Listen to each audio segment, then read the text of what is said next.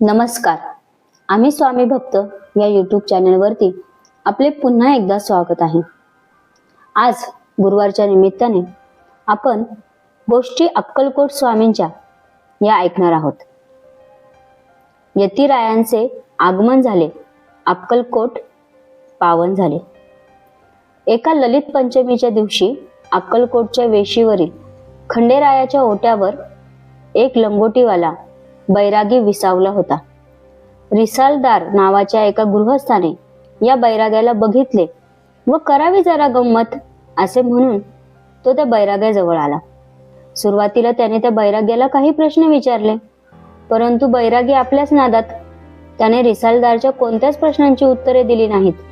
तेव्हा त्याला त्या बैराग्याची आणखीनच चेष्टा करावी असे वाटले. तो म्हणाला, चिलीम पियोगे बाबा? हा हा, क्यों नहीं, लगाव चिलीम. बैरागी म्हणाला. रिसालदारने बैराग्याच्या हातात रिकामी चिलीम दिली. बैराग्याने एक झुरका मारताच तिच्यात विस्तव व तंबाखू निर्माण झाला आणि बैरागी आयटीत त्या गृहस्थाकडे बघत चिलीम ओढू लागला. हे पाहताच रिसालदार घाबरला. आपण समजतो तसा हा बैरागी कोणी सर्वसामान्य नाही. हा फार मोठा अवलिया आहे. अशा योगी पुरुषाची आपण चेष्टा केली, आता आपणाला नक्कीच काहीतरी शिक्षा होणार या विचाराने त्या बैराग्याच्या पायावर डोके ठेवून त्याने त्या बैराग्याची क्षमा मागितली व गर्जना केली, श्री स्वामी समर्थ महाराज. या योगी पुरुषास योग्य ठिकाणी नेहून त्यांची सोय करावी असा विचार रिसालदारच्या मनात आला.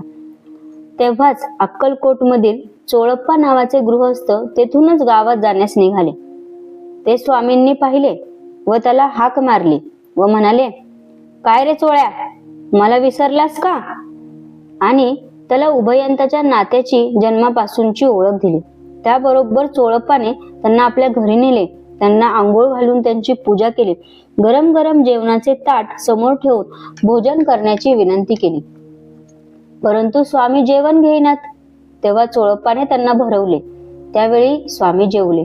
असे होते स्वामींचे आणि चोळप्पाचे नाते, गुरु आणि भक्ताच्या पलीकडचे.